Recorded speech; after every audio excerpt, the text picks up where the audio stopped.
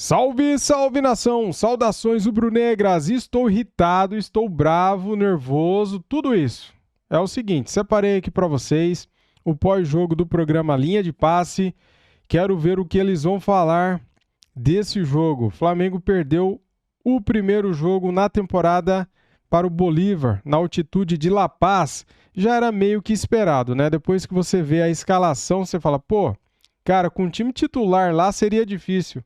Agora com o time reserva, meio caminho andado, né? Um empate hoje era bom resultado. Mas vamos fazer o seguinte, vou trazer aqui as análises dos companheiros do Linha de Passe, programa da ESPN Brasil. Vou deixar aqui na descrição do nosso vídeo o link da ESPN como créditos.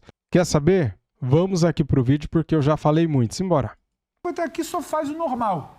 A gente espera esse elenco, esse treinador, um pouquinho mais que o normal. Discorde. Discorda aí. Eu acho que empatar com o Milionários foi bem abaixo do que eu imaginava. A atuação contra o Palestino também. Porém, ganhou o jogo. É um time ainda em construção, com algumas oscilações. Mas eu não acho que o Tite errou no plano de jogo hoje. Eu acho que a execução em La Paz é extremamente complicada. A última derrota do Palmeiras em Libertadores foi contra o Bolívar. O Palmeiras jogou com um time também bastante alternativo. Time reserva, ano passado, e perdeu em La Paz. O Bolívar, desde quando tem a gestão também do Grupo City, com uma filosofia de jogo, as equipes bolivianas, historicamente, no tempo do Pelé, por exemplo, tem uma vez, se não me engano, foi 3x3 ou 4x4, contra o Bolívar lá, veio jogar na Vila, tomou 8x0. Jogar ali é muito complicado no tempo em que o futebol boliviano era muito pior do que é hoje, muito pior. E hoje, com o trabalho que é feito, o Bolívar é um time que sabe trabalhar a bola. O Bolívar é um time que vai ter a posse de bola provavelmente contra qualquer equipe que não está habituada à altitude jogando em casa.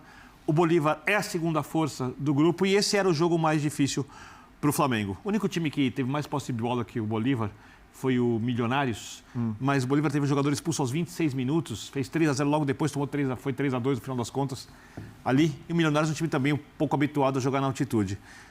Quando o Tite faz um time com 3 zagueiros, aí eu olho a formação... Isso é raro, hein? Com De La Cruz, raro. Igor Jesus, Vinha, Vitor Hugo, Gerson, é um time para ter a bola. E quando você coloca o Bruno Henrique mais avançado, é um time para também ter a bola longa, ter o cara da força, o cara da chegada à frente. Não era o Bruno Henrique avançado só. Tudo bem, o De La Cruz era quase um atacante hoje. Não me agrada esse plano. O De La Cruz jogou mais avançado por circunstâncias de jogo. Eu acho que a ideia inicial não era essa. O De La Cruz já começa como um atacante. Eu acho que ele começa num 3-5-2. Por isso que eu acho que, dentro do que você falou, que eu acho que seria o ideal, talvez 4-5 ou 5-4, e preenchendo bem, e você ter essa aproximação, você tem intervalos curtos ali, né, de pessoas e espaço. Você tem essa aproximação. Eu concordo. Quando o De La Cruz está lá na frente para mim, essa aproximação, essa dinâmica já não está acontecendo. A bola do Vinha, o gol do Vinha, ele não é exatamente um plano. Ele é uma única falha do Bolívar ali, que não costumava errar aquilo ali, e tem a qualidade do Vinha, um drible ali quase que ele dá. Não foi algo trabalhado. O De La Cruz lá na frente, com o Bruno, os espaços de aproximação que não aconteciam, para mim, desde o início, me pareceu o plano dele. Eu já acho que é uma circunstância da perda de bola. De você perceber que você não tem a bola, que você não vai conseguir ter a bola. E esses dois jogadores podem recuar para recompor, para preencher o espaço que era necessário. Isso é uma ponderação em defesa do Tite. Não sei também se ele desloca o De La Cruz lá para frente, porque o De La Cruz já é um cara que vem fadigado. Eu não sei se ele vai conseguir fazer uma outra função no jogo de hoje, pela circunstância de altitude. Aliás, ele deu um pique em determinado momento do jogo. A gente está aqui falando também sem saber exatamente os índices.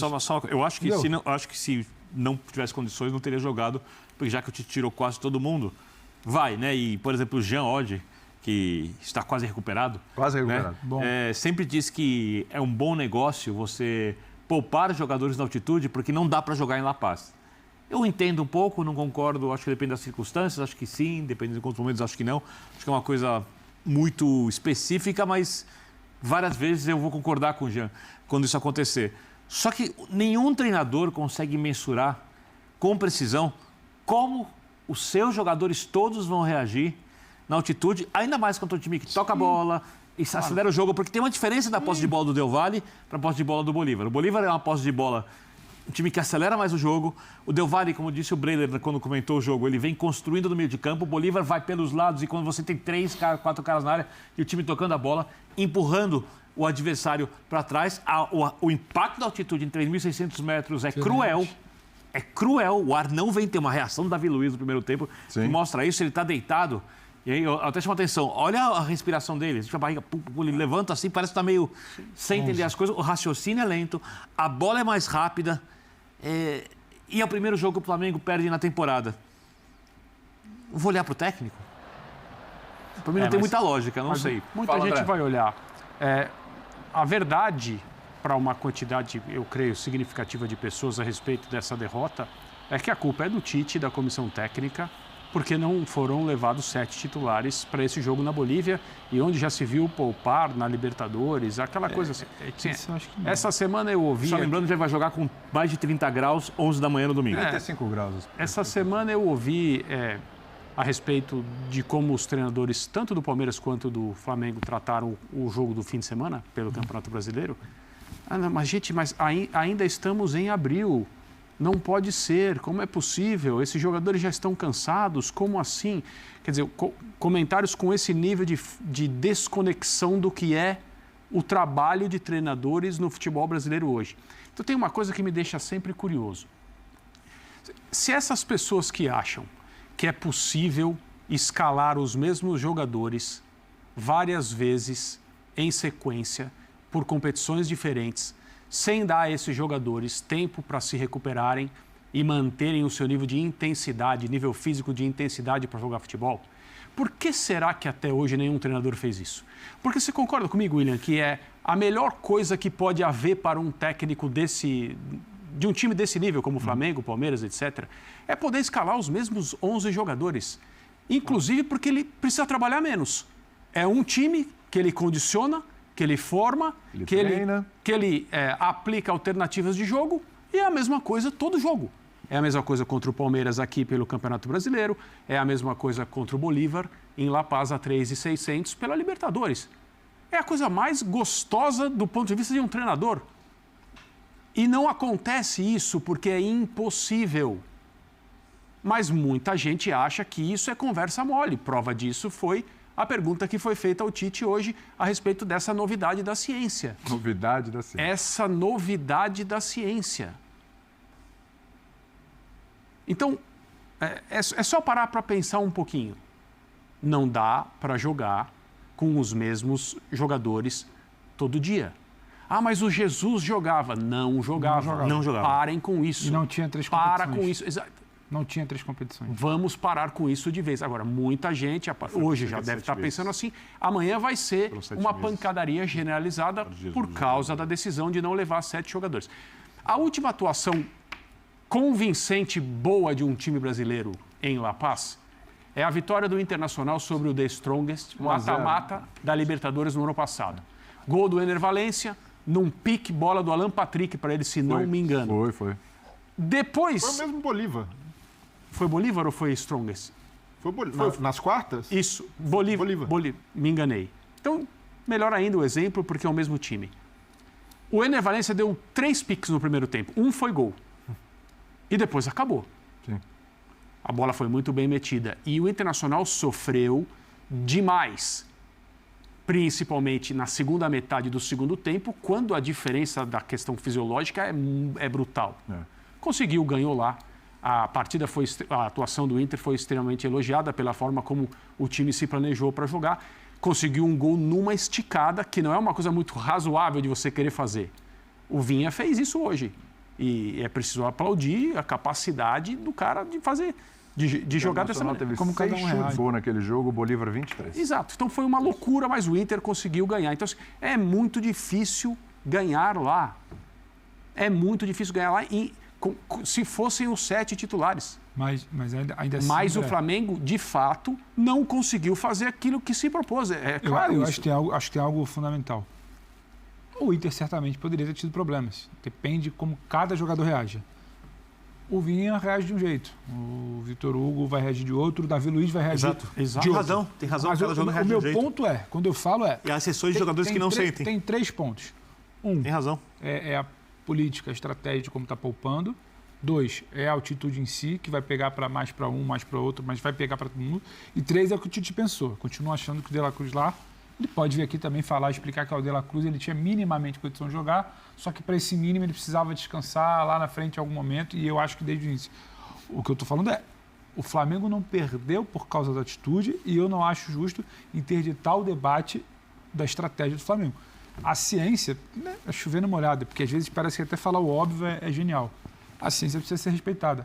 Só que a ciência, há muito tempo, como disse o Tite, ela existia no jogo da volta do Nova Iguaçu, no jogo da estreia do Brasileiro contra o Atlético Goianiense, do estadual. no jogo, ela existia. Só que a política esteve acima da ciência naquele jogo. Porque o recado claro era precisa levantar troféu e a prioridade é estadual, então, a política naquele momento foi acima da ciência. Diretoria que manda. Hoje você vai virar e falar que a ciência é prioridade, uma loucura, só que você não pode interditar o debate. Agora você tem um Atlético ponto. Goianiense. Agora, só rapidinho. Agora você tem um ponto, mas o time que fez uma partida histórica hoje para ganhar do Independente Del Valle, também priorizou o estadual nas mesmas condições do Flamengo. Tomou as mesmas decisões em relação à estreia. Mas alguns jogadores como Veiga, Gomes, Rony não estão conseguindo render por questões físicas. Pois tá mas gente, então... Mas o que entra no segundo tempo hoje, você tinha mais a disposição. Então é o seguinte, então eu só acho o seguinte, a gente não pode... Tem mais trabalho lá, a gente não pode fazer a análise conforme o resultado. Então, o Flamengo errou ao entre aspas, priorizar o estadual numa dividida com a primeira rodada da Libertadores, porque perdeu hoje na altitude. Acho. O Palmeiras não errou porque ganhou. Não acho. As decisões foram iguais. Mas a visão para mim não é essa, André. Não acho. O que eu estou falando é, naquele dia, a política estava acima da ciência, porque ali já tinha debate sobre desgaste. Naquele dia, o política estava acima da ciência. No Atlético Goianiense, você esticou. No Milionários, você segurou. No jogo contra o Palestino, você, em tese, também não esticou tanto. Contra o São Paulo, você esticou, porque era um time que vinha frágil, não vai ser fácil ganhar de São Paulo. Então, enquanto ele estava frágil, era mais fácil, você esticou. Aí você, no principal jogo do ano, você perdeu 2 das 3 principais peças. Para mim, são Arrascaeta, Pedro e De La Cruz. Pedro e De La Cruz fora. Então, é porque vinha agora. O Pedro, imaginávamos poupado, porque não tinha nem atacante para hoje. Porque o Carlinhos não está escrito, o Gabriel está suspenso. Não, aí você tira. Então, você precisa entender a cadeia inteira de onde está a sua prioridade. Não é do jogo lá do Nova Iguaçu que eu tô falando. Tanto eu falei isso pro Birne, já passou mais de 14 dias. O Palmeiras, que eu acho, com a mesma estratégia. O Palmeiras tem muito mais mental, é muito mais resiliente que o Flamengo para quando a coisa ficar ruim dentro de um jogo. E tem o Palmeiras tem o Grêmio também. Que convence muito mais já, não é que o Tite não tem capacidade, do que o Flamengo. O Palmeiras tem os meninos, que mais uma vez, quando apertou, eles respondem melhor, não sei se é porque tem só o trabalho do Abel, a altitude é um pouco menor, tem uma confiança que já vem entrando, do que exatamente os meninos do Flamengo. Os meninos do Flamengo... Cara, vou ser sincero aqui, mesmo quando o Flamengo joga com time reserva, os meninos entram no final do segundo tempo, cara. Lohan entrou, melhorou o jogo. Matheus Gonçalves entrou, deu uma melhorada também no jogo. Só que o Tite não põe os caras de titulares desde o início, igual o Abel Ferreira faz. O Tite põe no final do segundo tempo, cara. É muito medo, velho. Eles não entram com protagonismo. Os meninos do Flamengo entram para rodar. Os protagonistas são sempre os grandes titulares, as grandes contratações. Mexeram um pouquinho no jogo quando entraram. Um pouquinho. Só um pouquinho. Então, assim, até a política, o Flamengo ele contrata grandes estrelas. O Palmeiras ele contrata bons jogadores e valoriza muito e dá protagonismo aos jovens. Isso tudo ajuda a explicações. Não é só altitude pelo resultado. Tem razão. O que eu acho, a gente não pode interditar. Porque a ciência ela é muito importante. Mas o Flamengo, em algum momento, achou a política mais importante que a ciência. Verdade. Em outro momento, viu jogos que eram absolutamente importantes, mais importantes que jogos de Libertadores. Flamengo se contentou até aqui com o normal, que é... Eu discordo só um pouco do Birner. Empatar com Milionários na altitude, poupando ou não tendo, normal. Não acho normal, acho um resultado ruim. Então, péssimo pode ser achar normal, no âmbito geral. Vitória do Palestino, normal, não jogou bem, perdeu na altitude. O que a gente está falando aqui, normal. Então, mas o Flamengo precisa ser mais que normal. Claro. Entendeu? Então, esse é meu ponto, que dá para falar de trabalho também. Intervalo no nosso...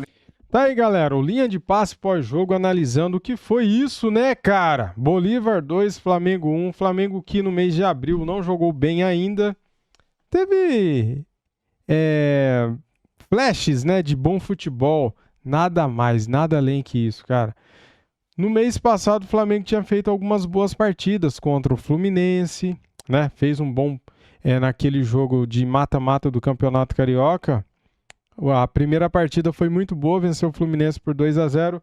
Depois, no segundo jogo, já administrou, ficou 0-0.